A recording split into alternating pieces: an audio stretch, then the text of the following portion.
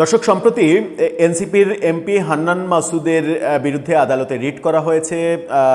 তার যে নির্বাচনী হলফনামা, সেই হলফনামায় মিথ্যা তথ্য দেওয়ার জন্য তার সংসদ সদস্য পদ বাতিল করে দেওয়ার, সেটা নিয়ে আমরা কথা বলেছি। কিন্তু সেই রিট কি আমলে নেওয়া হবে, তার পদ কি বাতিল হবে? আমরা যদি একটু তার যে হলফনামা, সেই হলফনামা একটু যাচাই বাছাই করি, তাহলে কি দাঁড়ায়? তিনি কি সত্যি মিথ্যা তথ্য দিয়েছেন? চলুন একটু হান্নান মাসুদের হলফনামায় গিয়ে দেখি যে তিনি মিথ্যা তথ্য দিলেন নাকি সত্য তথ্য দিলেন, নাকি অতি সরল ভূমিকার জন্য তিনি ফেঁসে যেতে পারেন।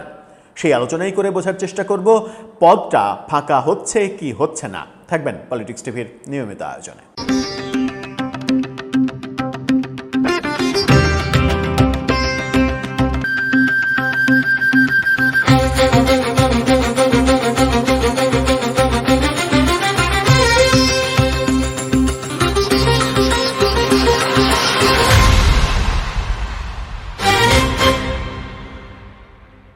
দর্শক, বলছিলাম হান্নান মাসুদের এমপি পদ বাতিল হবে কি হবে না সেই ইস্যুর কথা। আদালতে রিট করা হয়েছে গতকালকে, সেই তথ্য আমরা জানি। কিন্তু হান্নান মাসুদ তার হলফনামায় কি বলেছিলেন যে সেটাকে মিথ্যা বলা হচ্ছে? আমরা আমাদের কাছে হলফনামার একটা হাতে লেখা একটা ইনফরমেশন আপনাদের সঙ্গে শেয়ার করতে চাই। তবে হাতে লেখা হলেও সেই ইনফরমেশনগুলো সত্য। সেখানে হান্নান মাসুদের এমপি পদ বাতিল চেয়ে হাইকোর্টে রিট করে ফেসবুকে একটা ভিডিও দেওয়া হয়েছে এই ব্যাপারে। সেই ভিডিওতে হিসাবগুলো দেওয়া হয়েছে। সেই হিসেবে এই স্ক্রিনশটটা দেখে নিন। সেই হিসেবে বলা হচ্ছে যে হলফনামায় লেখা হয়েছে হান্নান মাসুদের বয়স 26 বছর, পেশা ব্যবসা। কি ব্যবসা করেন আমরা জানি না, অনলাইন ব্যবসা ট্যাবসা এগুলো দেখিয়েছেন হয়তো। বার্ষিক আয় 6 লাখ টাকা, নগদ টাকা 35,83,475 টাকা, ব্যাংকে জমা 2,055 টাকা, শেয়ার ঋণপত্র 1 লাখ টাকার, স্বর্ণালংকার 8 লাখ টাকার, ইলেকট্রনিক এবং আসবাবপত্র 2 লাখ টাকার, স্থাবর সম্পদে লিখছেন নাই, কোনো স্থাবর সম্পদ নাই, স্ত্রীর সম্পদ নাই, স্ত্রীর দায় দেনা নাই, এটা লিখছেন। আয়কর রিটার্নে যেটা হলফনামায় লিখেছেন সেই ঘটনার ব্যত্যয় দেখা যাচ্ছে তার আয়কর রিটার্ন যখন যাচাই বাছাই করা হচ্ছে ঠিক সেই সময়। আয়কর রিটার্ন যাচাই বাছাই করতে গিয়ে দেখা যাচ্ছে তিনি সর্বশেষ যে আয়কর রিটার্ন জমা দিয়েছেন সেখানে তার সম্পদ 98,39,656 টাকা লিখেছেন। এই টাকার সম্পদ তার রয়েছে, এটা লিখেছেন। অথচ হলফনামায় তিনি স্থাবর সম্পদের জায়গায় লিখেছেন তার স্থাবর সম্পদ নাই। আবার স্ত্রীর দায় দেনা হলফনামায় লিখেছেন স্ত্রীর কোনো দায় দেনা নেই, কিন্তু তার স্ত্রীর দায় দেনা আয়কর রিটার্নে দেখা যাচ্ছে 3 লাখ টাকা ধার, এবং তার ঋণ তিনি বলেছেন যে কোনো ঋণ নেই, এবং সেই ঋণ দেখা যাচ্ছে যে ইসলামী ব্যাংক 2 কোটি টাকা ঋণ দিয়েছে জামানত ছাড়া, এরকম তথ্য প্রচার করা হচ্ছে। ইসলামী ব্যাংকের কাছ থেকে 2 কোটি টাকার ঋণের তথ্য প্রচার করা হচ্ছে একটি ভিডিওতে, এবং সেখানে বলা হচ্ছে যে এই বিষয়ে তার জবাব হচ্ছে তিনি এগুলো না পড়ে, হলফনামা না পড়ে স্বাক্ষর করেছেন। হলফনামা না পড়ে স্বাক্ষর করার কথা নয়। এই ক্ষেত্রে আমরা একটা ভিডিওর উদাহরণ দিতে পারি।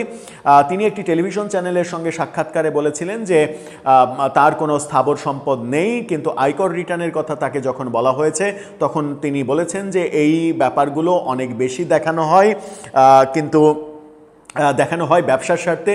ব্যবসার স্বার্থে উকিল যেভাবে এগুলো তৈরি করেছেন, যে হলফনামা সহ আয়কর রিটার্নের যে তথ্যগুলো সেগুলো তার অ্যাডভোকেট তৈরি করেছেন।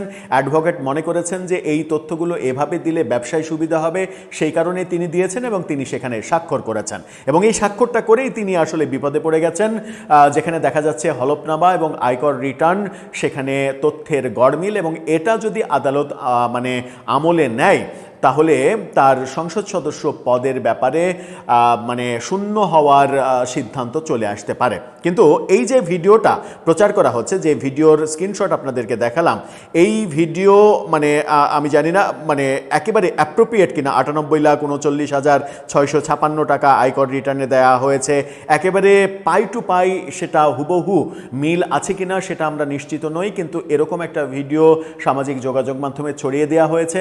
ছড়িয়ে দিয়ে দাবি করা হচ্ছে যে হান্নান মাসুদের হলফনামা এবং আয়কর রিটার্নের তথ্য, সেখানে ঋণ 2 কোটি টাকার ইসলামী ব্যাংকের ঋণ, অনেক দাবি করা হচ্ছে। এগুলো দাবি করে বলা হচ্ছে হান্নান মাসুদ হলফনামায় মিথ্যা তথ্য দিয়েছেন এবং তার সংসদ সদস্য পদ চলে যাওয়া উচিত।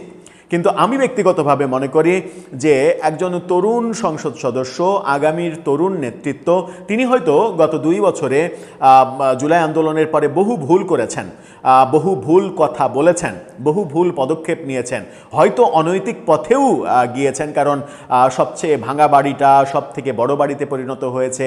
অর্থের উৎস থেকে আসলো, গাড়ি যে দামি গাড়িতে চড়েন সেই দামি গাড়ি একজন জামাতপন্থী ব্যবসায়ী তাকে দিয়েছেন, কোন স্বার্থে তাকে দিয়েছেন, এই প্রশ্নগুলো আসতে পারে। কিন্তু রাজনীতিবিদরা তো ভুল করেনি। আর তরুণ, তিনি সংসদের সর্বকনিষ্ঠ এমপি ছিলেন,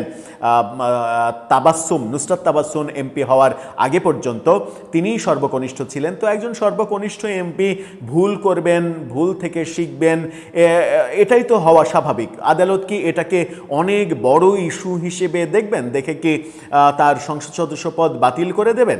আমার মনে হয় যে এখানে একটা রিকনসিলিয়েশনের ব্যাপার আসতেই পারে। তাকে বরং আদালত এবং নির্বাচন কমিশন থেকে ডেকে পাঠিয়ে, যদি গড়মিলগুলো সঠিক হয়, যে গড়মিল আছে, তিনি তথ্যে মিথ্যা তথ্য দিয়েছেন, তাহলে আমার মনে হয় যে ওপেন ডিসকাস হতে পারে।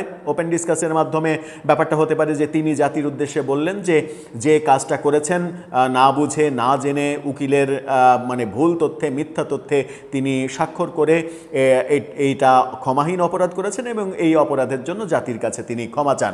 আমার মনে হয় যে সেরকম একটা ব্যাপার তৈরি করে হলেও তার সংসদ সদস্য পদটা রাখা উচিত এবং আমাদের দেখার প্রয়োজন রয়েছে যে আগামী 4.5 বছরে সংসদ সদস্য হিসেবে তিনি কি ভূমিকা পালন করতে পারেন। অবশ্য হান্নান মাসুদের সমালোচক, যারা কট্টর সমালোচক, তারা হয়তো আমার এই মন্তব্যে রাগ করতে পারেন, গোস্বা হতে পারেন, করতেই পারেন, খুবই স্বাভাবিক। কিন্তু আমি বলছি না যে অন্যায় মেনে নিতে হবে। আমি বলছি যে একজন তরুণ সর্বকনিষ্ঠ সংসদ সদস্য হিসেবে যদি এই মিথ্যা তথ্য দিয়ে থাকেন, ভুল করে থাকেন, তিনি যদি জাতির কাছে ক্ষমা চান, টেলিভিশনে এবং নির্বাচন কমিশন, হাইকোর্ট সব মিলিয়ে যদি একটা রিকনসিলিয়েশনের জায়গা তৈরি করা হয় যে তিনি ক্ষমা চাইলেন এবং ক্ষমাটা করে দেয়া হলো, তার সংসদ সদস্য পদ কেড়ে নেওয়া হলো না, তাহলে বোধহয় ব্যাপারটা মন্দ হয় না। কারণ বাংলাদেশের রাজনীতিতে এই মুহূর্তে সব থেকে বেশি যেটা প্রয়োজন সেটা হচ্ছে সহমর্মিতার রাজনীতি এবং রিকনসিলিয়েশনের রাজনীতি। নতুবা হিংসার চাষাবাদ যেভাবে ডক্টর ইউনূস ছড়িয়ে দিয়েছেন, আপনি যদি ডক্টর ইউনূস আপনার উপরে হিংসা বিদ্বেষ ছড়িয়ে দিয়েছেন, আপনি যদি প্রতিশোধ নিতে চান ডক্টর ইউনূস কিংবা তার সমর্থকদের ব্যাপারে, তাহলে কিন্তু এই দেশটা আর বসবাসের যোগ্যই থাকবে না, অযোগ্য হয়ে পড়বে। দর্শক, আপনার মতামত এ ব্যাপারে জানিয়ে লিখতে পারেন আমাদের কমেন্ট বক্সে।